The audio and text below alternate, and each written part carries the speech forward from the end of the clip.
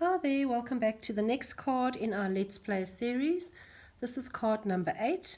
Today we're going to have a little bit of fun. We're going to be playing with scrapbooking techniques, so basically lots of pattern paper and a little bit of texture paste, not too difficult today.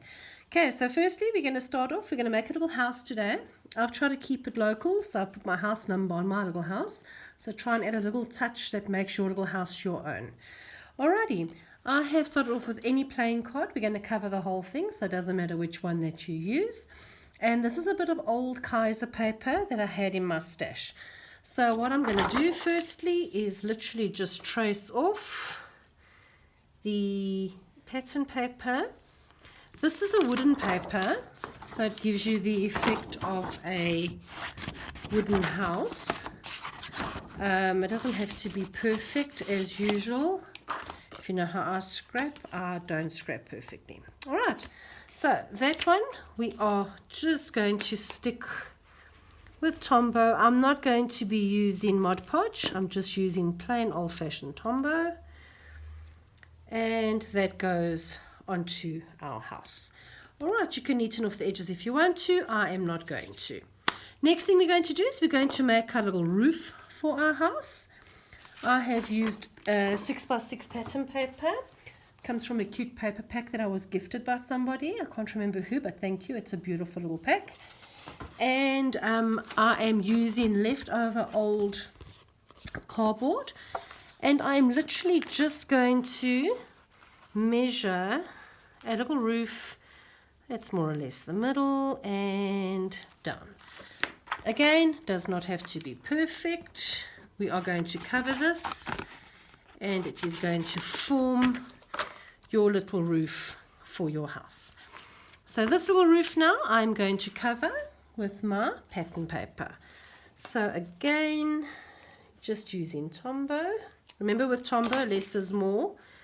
It's quite a deadly glue. Alright, there we go. We're just going to cut that. And lastly, I am going to cut a little chimney for my house. Not that my house actually has a chimney because we are in South Africa. We don't have chimneys here generally.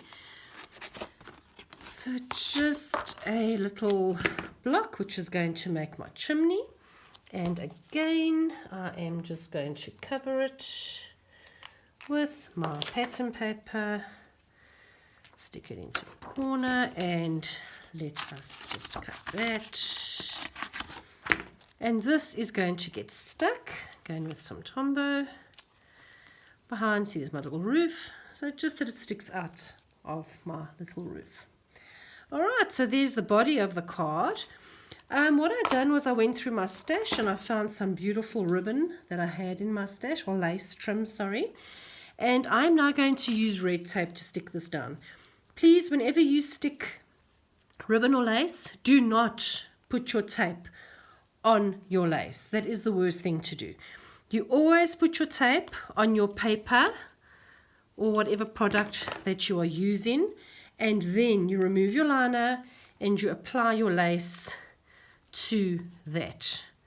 Then you end up with a much neater finish and you don't end up spending hours trying to get your tape off your lace, because that is the worst thing to do.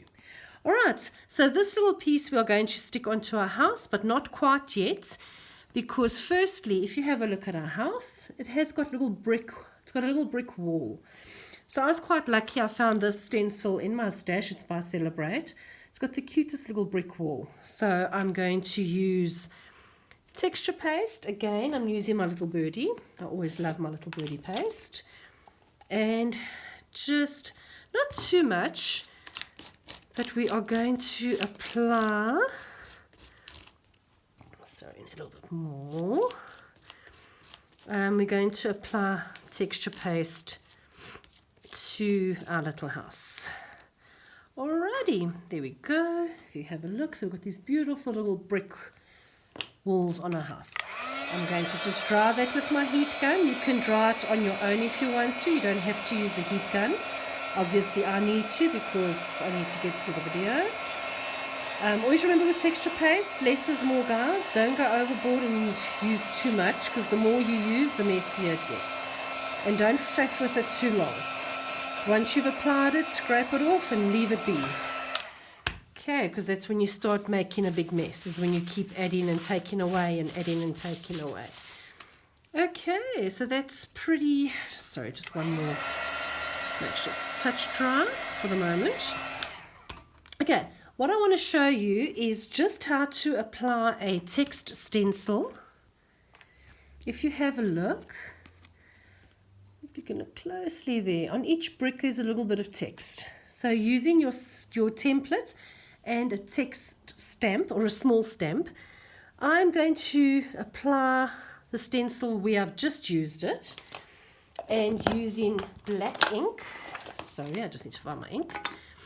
On this one, I am actually going to apply lots of ink to that, and I'm going to stamp over my bricks. Not the whole thing, but just here and there. I want to give a stamped image. The bigger your pattern, the better this works. So if you're doing a layout, this works actually really well if you're using a big pattern. So you can see now the bricks have been stamped, and it doesn't actually go onto the spaces in between your bricks, which looks quite cute if you want a different kind of a technique. Okay, I'm just going to close my ink. Remember, always close your inks as you work. Okay, color-wise, I have gone with walnut stain, because I wanted to have my little houses all browns. I'm just quickly going to use my blending tool, and I'm just lightly going to go over my little house, and while I'm busy, I'm just quickly going to go over my roof of my house, and I'm going to apply red tape once again, because I need to put my roof onto the house at the top, and oh goodness, there we go, and that one goes on top. You can use a glue gun if you want to, but this is enough. It actually does hold it in place. Alrighty, there we go. I have used a white pen, if you have a look, just to outline my roof. I don't like giving straight lines, so I just squiggle here and there just to give it a little bit of dimension. And there we go. And that's the little roof done. Now, all I needed to do still is to add a little door and to add some windows. These are literally just cut out of my pattern paper, just small little pieces, and I freehand cut them. You will notice that they are not the neatest little windows and doors, but they're quite cute. It adds to the whole wonky effect of the house. Mine have been taped back together again because they tore a little bit, but it's still, as I said, adds to the whole wonky character of your house. So there is my windows, and then the door. Okay, now with the door, just a small little piece which is going to become your door. I have used a hole piercer. Just make a little hole. Obviously every door needs a handle, otherwise it wouldn't be very welcoming if you just have a door. And okay, if I can just open a bread. Alrighty, there we go.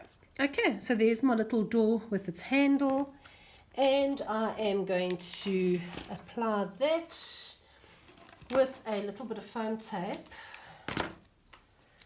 Okay.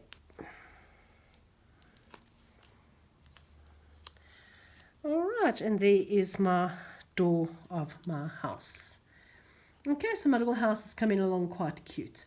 Last thing I want to do here is I want to just use a little bit of green cardstock, and I'm going to make grass. So just cutting down very fine fringing. You don't need a heck of a lot of it. And then randomly I am just cutting at angles. So what that does is it gives you the effect of grass. And if you fluff it up, you have got this cute little grass edge. Alright, so I'm going to put a little piece on that side and a little piece on the other side. Again, using you can use red tape or you can use Tombow. Okay, and just ink it as well. Ink everything. There it goes. That one goes there. And that one goes there. All right, so now we've got grass on our little house. Okay, I've gone a little bit under there, but that's fine. I'll move him up now.